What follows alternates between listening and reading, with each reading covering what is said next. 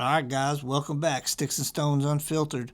Today's guest is going to be James Green, retired Marine, been practicing law for 20 years. He's got a heck of a story. Looking forward to getting into it today. Well, sir, I appreciate you coming down to sit down at the table and tell your story. Uh, your office is right up the street now, so Yes, sir.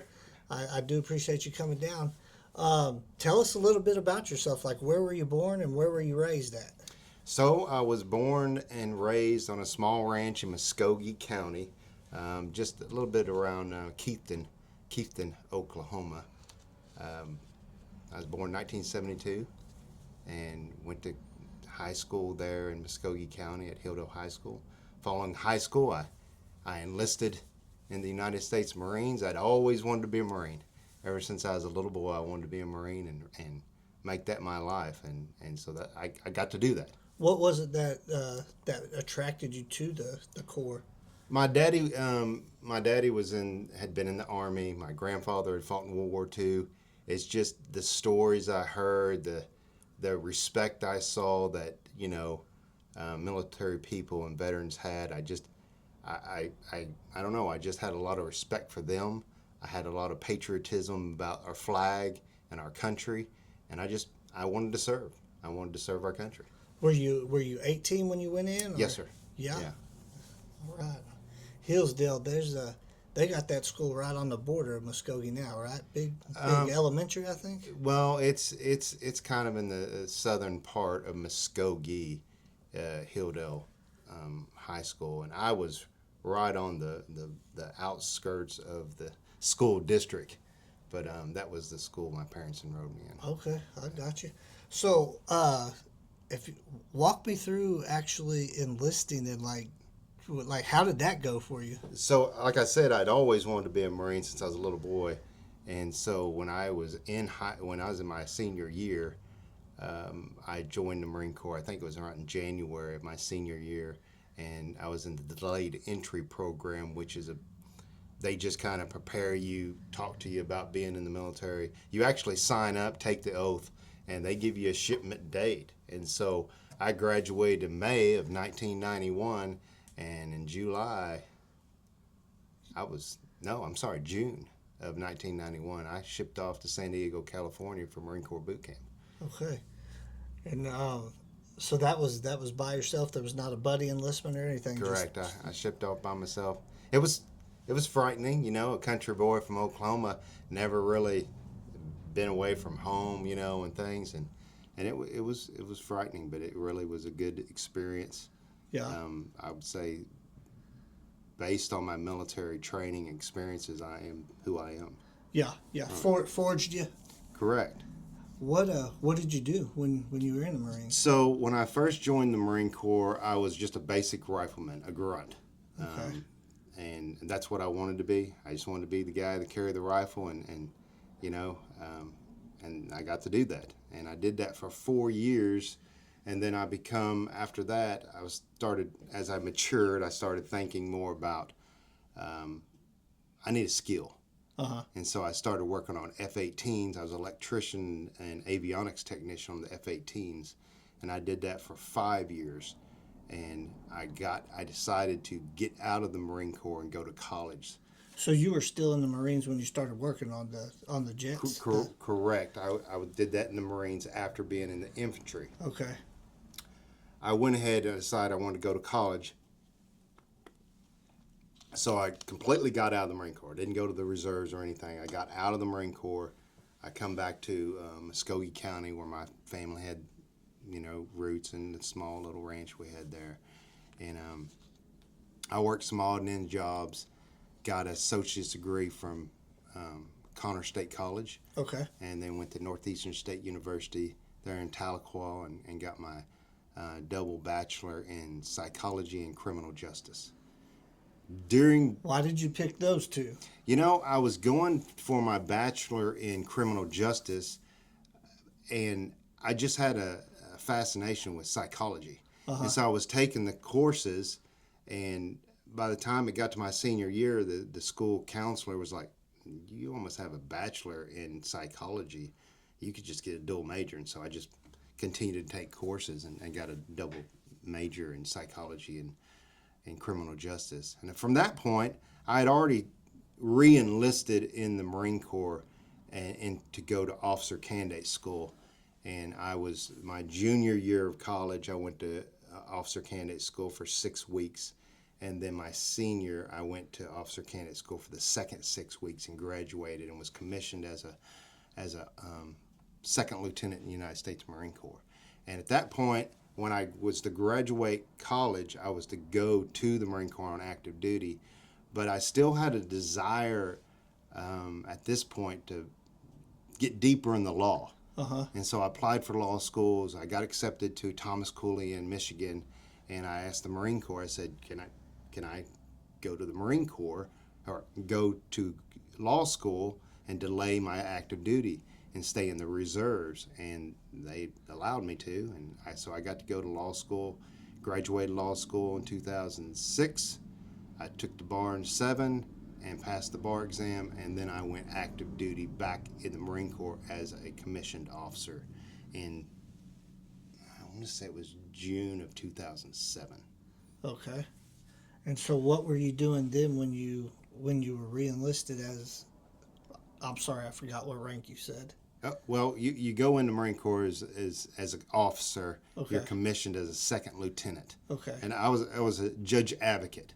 Everyone hears the term JAG officer. Uh-huh. Generically speaking, people would say that JAGs are Navy, Air Force, Army. The Marine Corps, they call them judge advocates, but JAG is... Okay, so you were lawyering up there then, like Yes, you got your education on the outside. That break you took, that's impressive.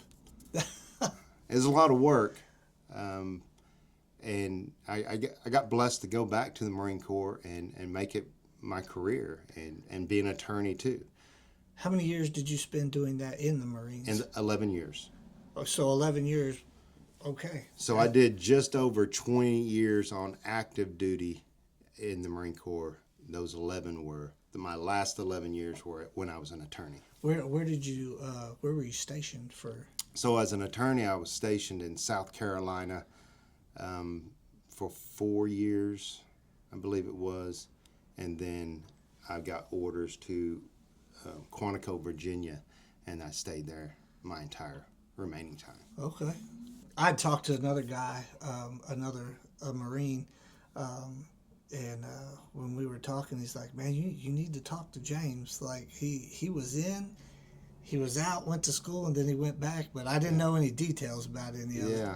Well, like, how did the cases work, like, there while you were in, like? So they were the exact. So in the military, they follow the Uniform Code of Military Justice. That's their, like, we have Oklahoma state statutes.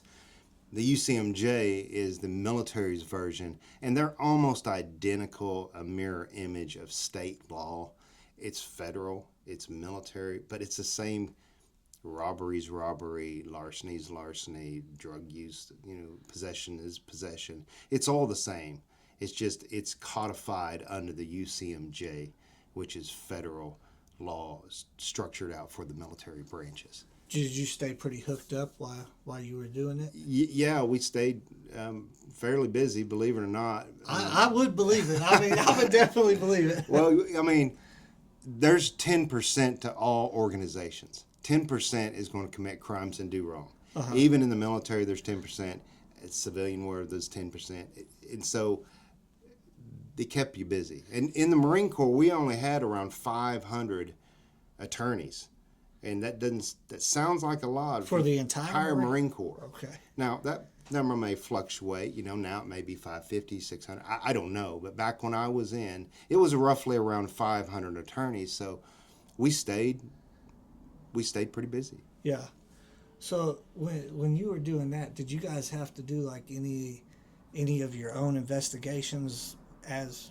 No, there was a criminal investigation division attached to the military police, CID, similar to what we have at the police departments and stuff. That would be kind of like detectives. Yeah. That would go out and do the investigations, and then like a basic case for the DA's office now, you have law enforcement do the investigation, produce a report, and turn that over to the DA's office, and then we would look at it, charge the crimes and prosecute the criminal. It was similar to the same way, except that the crimes would go, the report would go to the commanding officer of the unit that the defendant was in. And the commanding officer would be the decider of if the guy gets charged or not. And if they decided to, then they would turn it over to the legal division, and then we would prosecute the individual. Okay, I got it. So it's very similar in a lot, and then very different in many ways, like having a commanding officer decide things where we, as the district attorney's office, decides. It was different. There were some different terms, things maybe called different, but they were the same thing. Same thing. Yes, sir. So 11 years experience all over the place then. Yeah. Because I guess, would your cases come not just from like the base you were at, but would they come from people doing crimes off or at other bases? So or? our jurisdiction was only over military members. But I mean, did they come from any other bases besides where you were at? It could. Usually it'd be that base. Yeah. So that legal services section would have certain commands that it would be responsible for. And depending on where the command is, that command might have a unit that's deployed to Afghanistan, and we might still be responsible for those members of the command, but they're not where we were. But if they were out of your base or out of your command, that was still under could still your be jurisdiction, or yes, sir, still could be. Wow, that could get crazy with the investigations. I guess you were really hoping reports were wrote really well then. Yes, yeah. That's cool. That's impressive. Oh, you mentioned that when you were growing up, there was a cattle farm going on? Yes, I was raised on I was just a poor country boy in Muskogee County. We didn't have a lot. My mother, raised a garden. We ate vegetables out of the garden. We had a small cattle ranch, 160 acres and probably 45 head of cattle. 160 acres. Yeah.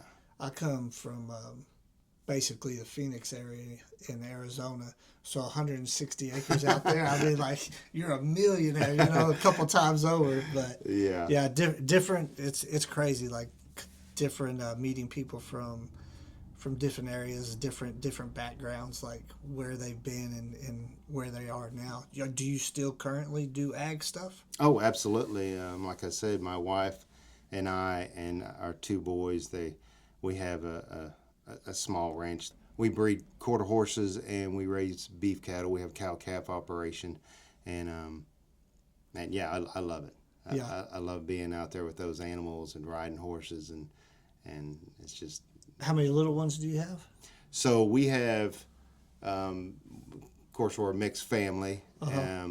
My wife and I, we have a total of 5 kids together. Okay. We have 2 still at home. Thomas, who is almost 16, and Jackson, who turns 18 this summer. They're both in high school still. The rest of our kids are grown and off doing bigger and better things out in the world. Yeah. It's a bittersweet moment when they leave the nest. It is. My son is he'll be going to Southeastern. I'm guessing in August is when we'll be moving them down there. And then my daughter, she moved out like 4 years ago. So it was good to see him go, but you still miss him. And it's like it's awesome to watch him grow, though. I mean, it's priceless, really. Yeah. Oh. Where are you at now? Like, what's going on with you now? Well, after I retired from the Marine Corps, I wanted to come back to Oklahoma. I've traveled all over the world. I was stationed in Korea, Australia, Japan, Hawaii, all over. Oklahoma's the best place.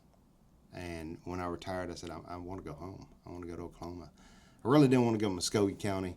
I have some family in Haskell County, and some roots there in Haskell County. So we moved to Haskell County, and I opened up a law practice there. Didn't do defense work at all. My wife is a former police officer, so she wasn't comfortable with me being a defense counsel. I have just a more prosecutorial mindset, so I'm not. I can do defense. I think it's important people have a constitutional right to a defense, but it's just not the way I'm wired. Yeah. I'm just wired more to prosecute, hold people accountable.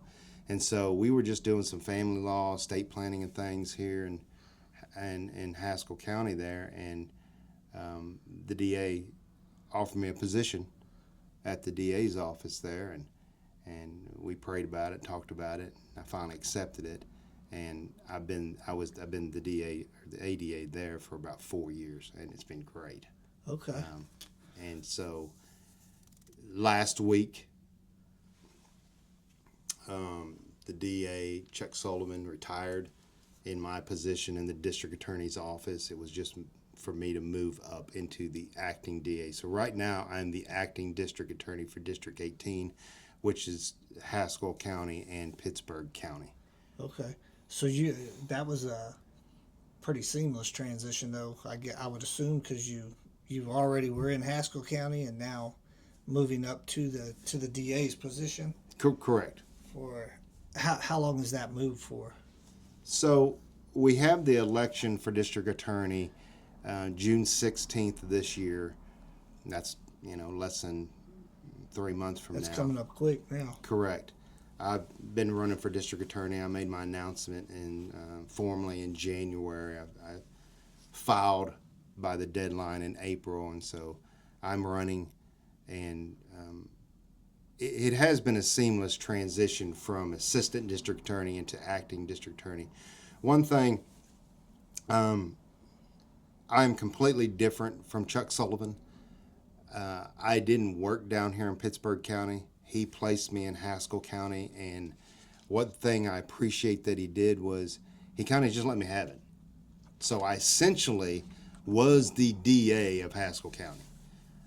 He was still my boss, but he kind of stayed out of it and let me run the county like I wanted to and the way I saw fit, doing all the jobs pretty much of the district attorney in Haskell County. So I've really had the past 4 years been kind of doing what a DA does every day, just in Haskell County. So not difficult at all just to step up and pick up the other half of the district? No, the difficulty is there's some things that are not to my standard.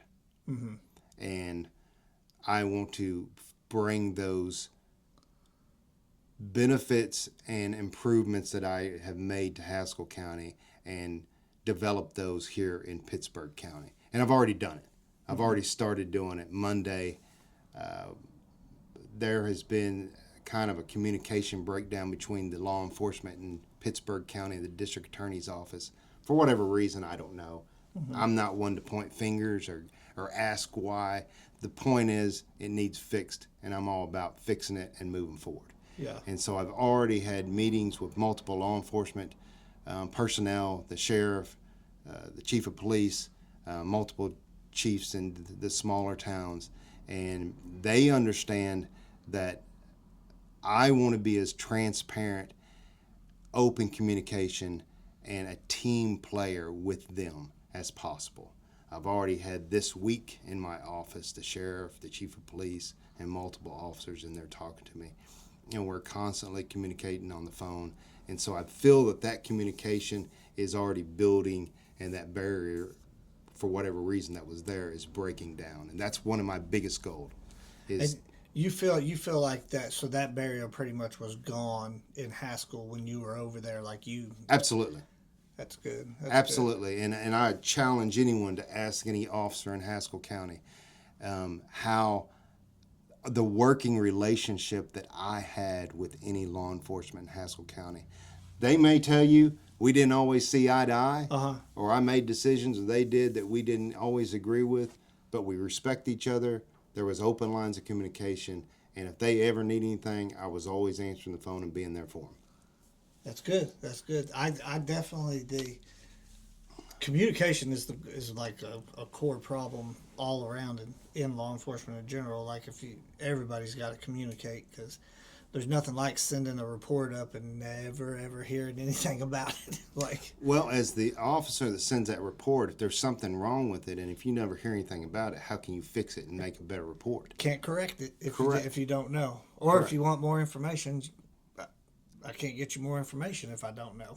So. You're right, and with my military training and years of just living in that environment, you have to have that team mindset in the military. And the law enforcement is structured and based after the military structure. Mm-hmm. And so I have that mindset of a team player. And so I believe that law enforcement and the DA's office have to work together as a team, or I can't do my job adequate. And if I can't, you can't. And our end goal is to hold people accountable, seek justice for victims, and protect society at large. That's the goal. And we have to work as a team to make that happen. I would agree, 100%. If without teamwork, it don't make the dream work. That's No. for sure. That's for sure. No. 14 years in law, or 14 years in law, basically to this transition point now, right? We working on. You had 11 in the Marines, 4 now over in Haskell County. That's 14 years of practicing law. I also practice. So if you want to say, I practiced since 2007. Okay. So almost 20 years as an attorney.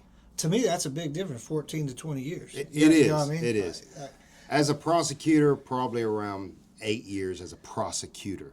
Do they have anything for, as a prosecutor, like, in law enforcement, they have CEUs, your continuing education. Do they have that kind of stuff for prosecutors? Absolutely. We do annual training every year at we have an annual DAC conference, which is the District Attorney's Council has training every year that we all attend. And then there's extra training we can go to, sexual assault training, domestic violence training, things of that nature throughout the year that you can attend. Okay. I never knew. Prosecutor boot camp. I've had the prosecutor boot camp course and just things like that. It's the same type of continued legal education. Okay. Well, can you talk about any problems that you think that you're going to be able to fix? Sure, I'd be happy to. Like I said, there's a lot of problems that I've discovered coming down here. I didn't work down here.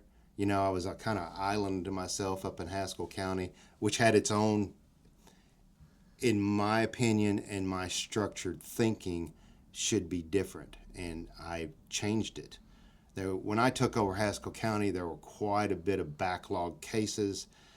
The office was not a professionally run office. It didn't look professional. It didn't look like a state office.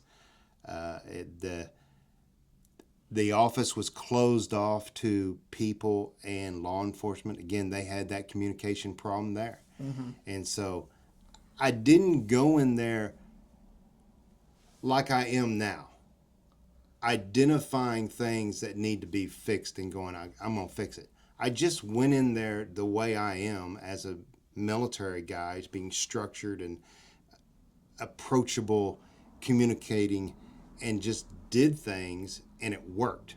Uh-huh. We got all the backlog cases gone. I have a whole new staff there that was not there when I become the ADA. The communication between law enforcement and my office is great. I'm available and transparent to the citizens.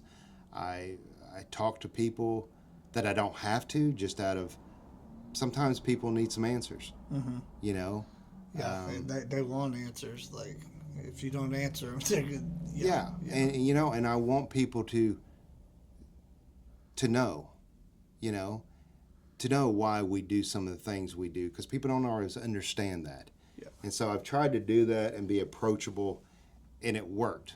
And I think Haskell County is in a pretty good shape. So when I come down here, about a month ago, I started coming down here working.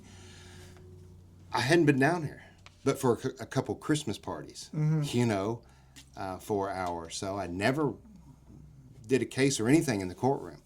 And again, I don't care how we got here. Right. I want to take it to the next step. And so I'm identifying things now. One, like this communication with the law enforcement. It was broke down. I'm fixing it. It's already been fixed. I know I've heard your name around the office a lot. Like James came down and talked to everybody today. So, which I hadn't in the past really for several years. I haven't heard anything about anybody coming to any office to visit with with guys. So, it is nice to hear that someone we're turning the reports into is in there asking questions and building a rapport. And you ain't even been there this long, so it's nice to see it. And it's I think we have to. Yeah.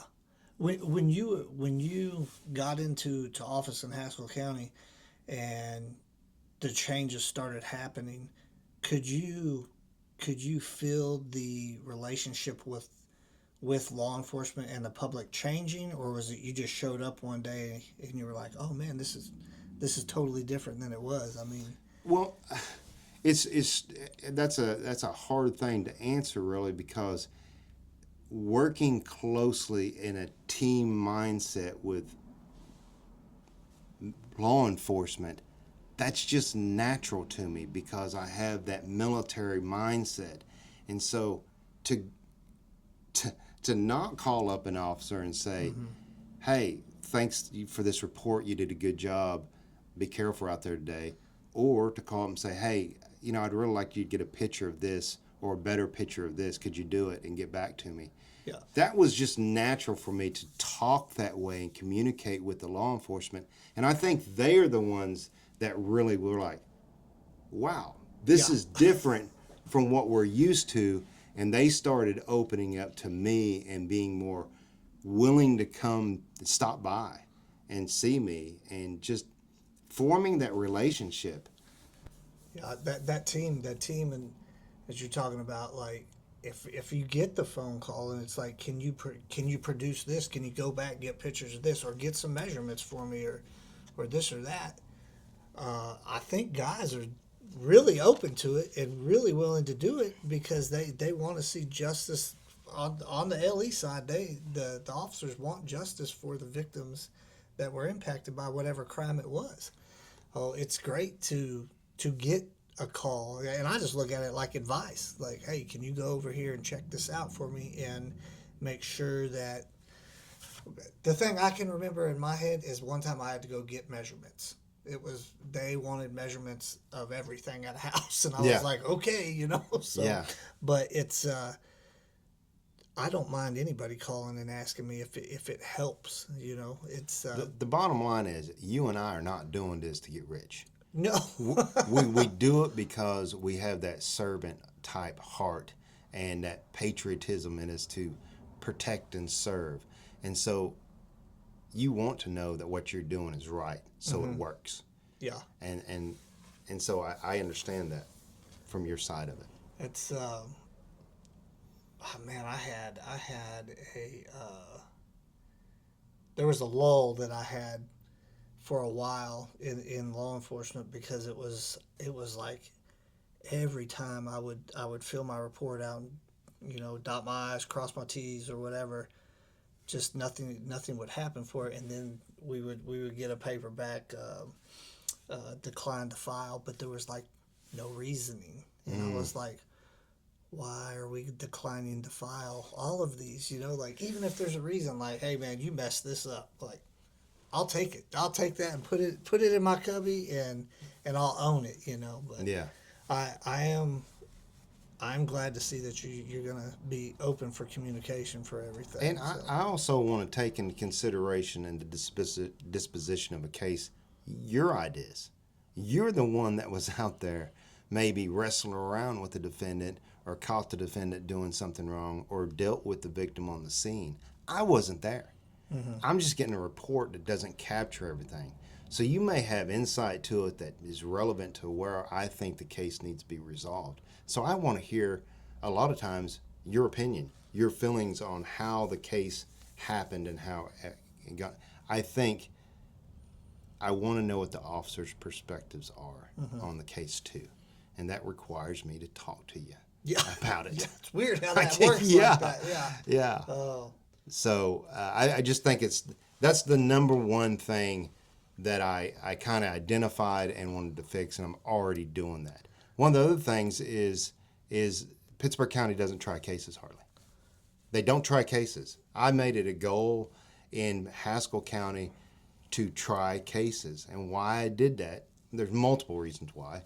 You try cases, it makes you a better attorney. It makes you a better law enforcement officer. It makes the court staff better court staff, and it sends a message to the defendants out there or people that want to commit crimes or commit crimes. Hey, this DA's office, these officers are serious about crime. I'm going to be held accountable. And it also sends a message to the citizens out there that they're going to take care of us. Mm-hmm. That's their job, is to protect and serve, and that's what they're doing.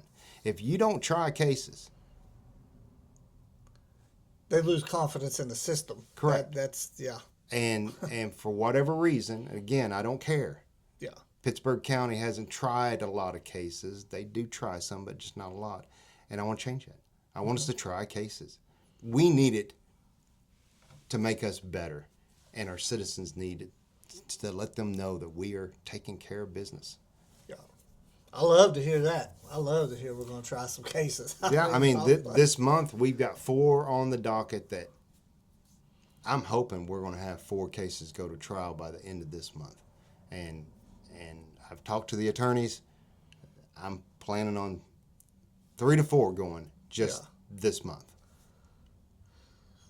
That's good. That's good. That's a well. If you keep that up, that's a huge increase right there. So, and we have 4 dockets down here in Pittsburg County. So, I mean, we should be. So what is a docket? I'm sorry. So.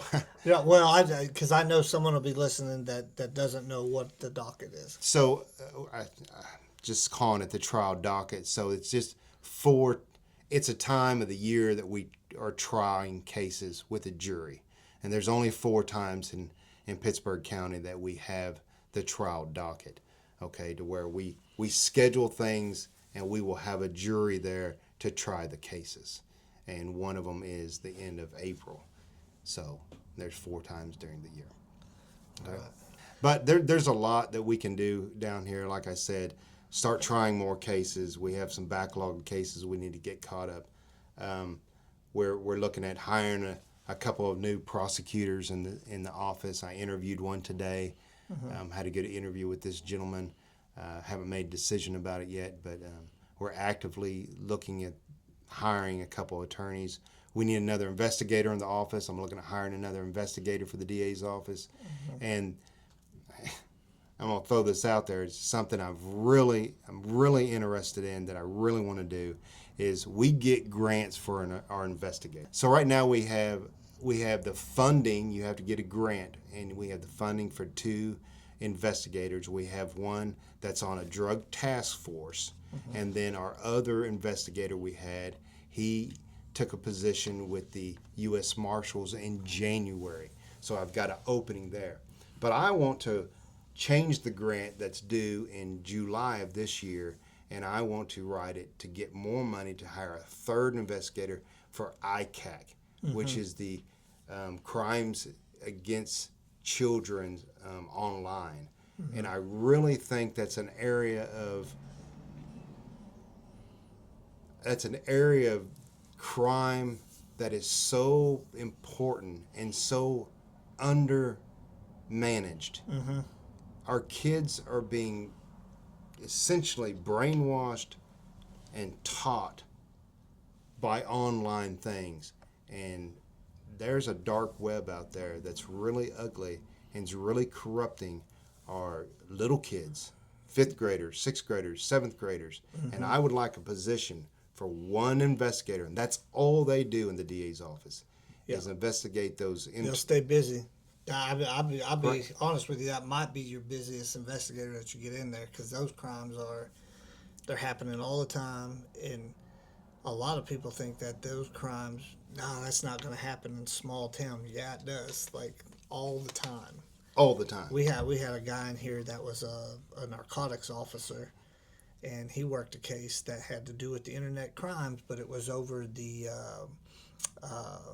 I think it was PS5, but one of the gaming systems, and Correct. they were talking, and the guy came to Pittsburg County, picked up the boy, and they ended up finding that little boy in New Mexico. And luckily they got him, but that guy had groomed that kid to where he thought they were just going to go up the road and play some games and stuff. And then finally, when they exited off on 40, that little kid, it dawned on him, no, I'm probably never going home again. I would love to see that. That's a much needed And deal. there's other counties that have the grant for it. So it is possible, and I'm going to get it submitted, and hopefully we'll get approved, we'll get the money, and so we can hire somebody for that sole position. Because hey, we got like 45 to almost 50,000 people in Pittsburg County. That's happening Yeah. all day, every day here. And if we don't have somebody to be investigating it, we're just not protecting our kids, and that's really our most important asset Yeah, is our kids. That's our future. Correct. So I always joke with my kids, like, at least put me in a good nursing home. Just put me somewhere nice, you know. And my daughter's always like, I'm gonna get a tough shed and you can live behind my house. I'm like, well, okay, but But that's something that I'm really interested in doing, and I plan on doing. so you've already got 2 spots secured though. One that's full, one that Correct. you're gonna fill, and I'm assuming that other one will probably go back to task force. Something I don't know. Like, what's your feelings on the task force? So I've talked to the chief of police, I talked to the sheriff of Haskell County and the sheriff of Pittsburg County, and there's kind of some mixed feelings. You know, the drug task force was really big back in 2000, early 2000s, when there were a lot of meth labs, and they got a lot of business done by shutting those down. My understanding, and this is coming from the people on the ground that do this, is the meth's coming in from out of country. It's not, we don't have meth labs really that much anymore. Like we did. Correct. And so when 780 pretty much made every drug a misdemeanor, the task force is kind of disbanded. And so I've talked to them. It's a manning problem right now. Yeah. Recruitment for law enforcement is so low, it's ridiculous. I mean, you can't get anybody to get the job anymore. Correct. And so And funding. correct. And so I would be happy to do the drug task force again if the law enforcement entities can supply the people to do it. If not, I mean, like I said, we do have one investigator that is on a drug task force in Pittsburg County, but when we talk about the drug task force that you're referring to, we're talking about the sheriff sending a body, the chief of police sending a body, the Haskell County sheriff sending a body, and those forming a small task force. Right now, maybe Pittsburg County Sheriff Office has one body to send, but that's all we got right now. Yeah. And one guy can't do it. Yeah. And so until we get the personnel, I don't think it's going to be done. But I'm happy to do it once we get the personnel. I think we can only do better if we have more law enforcement. I don't think we'll go wrong with it. No. We're going to need it. We're growing too. What is like how many cases do you think you did or came into Haskell County in a year versus how many come into Pittsburg County? Any idea? Well, I do. I've looked that up in the past, and so it's kind of per capita. So Haskell County has around 12,000 citizens. Okay. Pittsburg County has around 46 or so thousand. So if you do the math, that's roughly, Haskell County is roughly about a third. Okay, we file in Haskell County about the third amount of the felonies and misdemeanors as Pittsburg County does. So I say that to say we've got a spot for one attorney in Haskell County, and we've got a spot for 3 to 4 attorneys in Pittsburg County, Okay. which per capita, per the cases, that's about the same. Right. Okay. So you, when you were in Haskell County, is basically you over there doing all the Correct. jobs, and It's now one attorney. you're over here and you'll basically be managing, or I'm not sure how the supervisory. So the DA, the district attorney's position is the chief prosecutor, but it's more of a managerial position also. I mean, you're responsible for managing the other attorneys in your jurisdiction, the staff personnel, providing legal advice to all elected officials, and just running the office. You also take on cases yourself. I had 2 preliminary hearings today. Now, they both waived. They didn't go, but they waived. But I was there. I was prepared, ready to do 2 preliminary hearings, and I'm the acting, district attorney. And I will continue to do cases as the district attorney because I like it. Yeah, yeah, all right. I like it. It helps if you like your job. Yeah. So, well, that is cool. That's cool. Well, so you've talked about some of the stuff that you would like to change, some of the problems that you'd seen, and no finger pointing at all.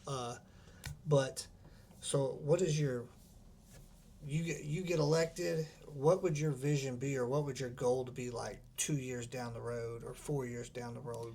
Like, what would you like to see? Well, I would like to see within a year that we get. There's a lot of backlog cases that as an officer, you may have submitted a case and you don't know where it's at. You don't know if it was charged. It hasn't been declined yet, and so those cases need to be handled. I would like to have those all charged and disposed of within a year. Okay, I could tell you. Y'all are gonna be busy.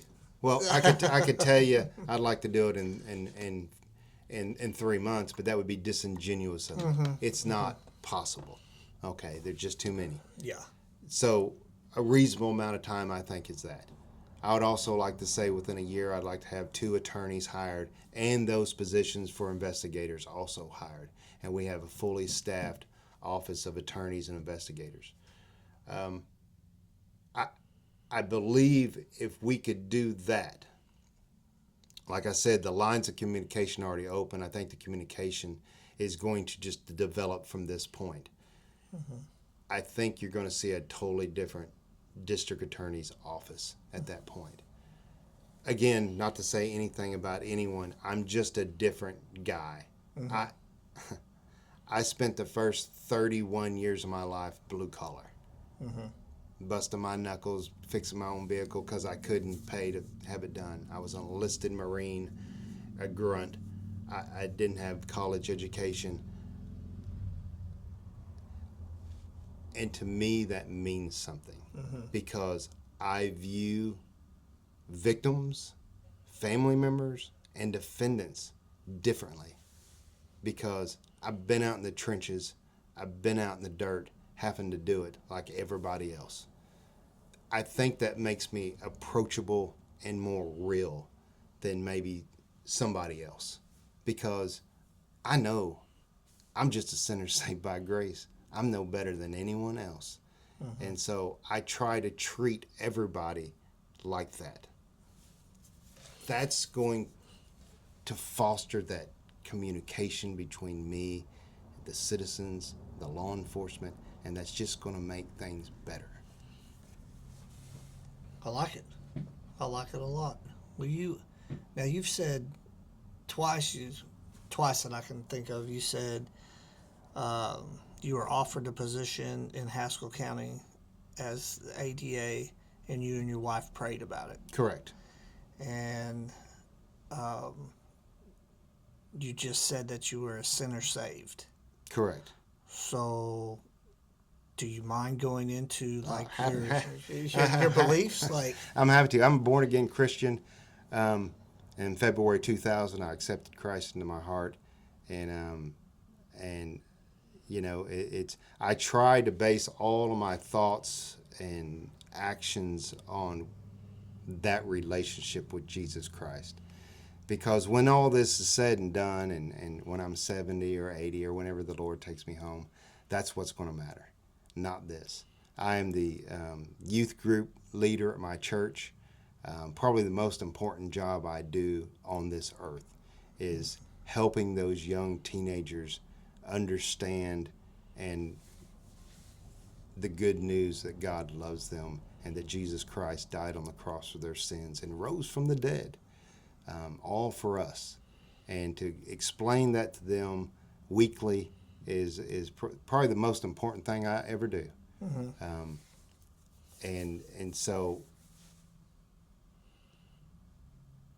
that's, there's kind of two parts of me, the way I'm wired. That Marine side of me, that I've been brainwashed to be aggressive, attack, get the job done, do more with less.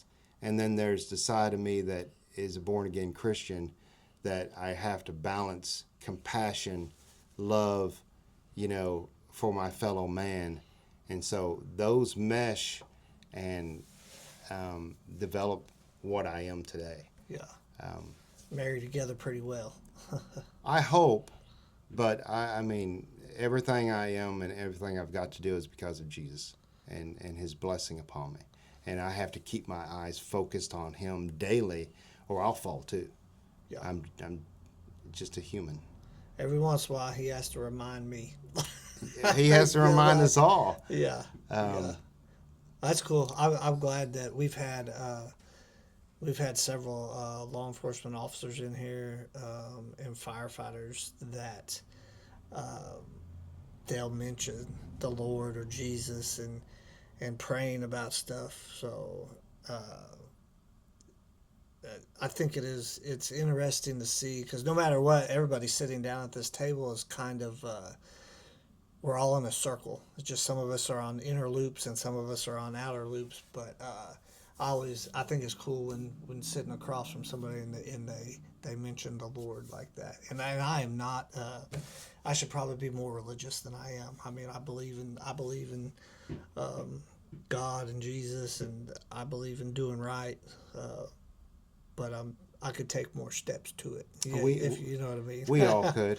We all could. Only Jesus was perfect. Yeah. Well, I'm far from it. But Me too. Thank goodness he forgives. Yes, so. yes.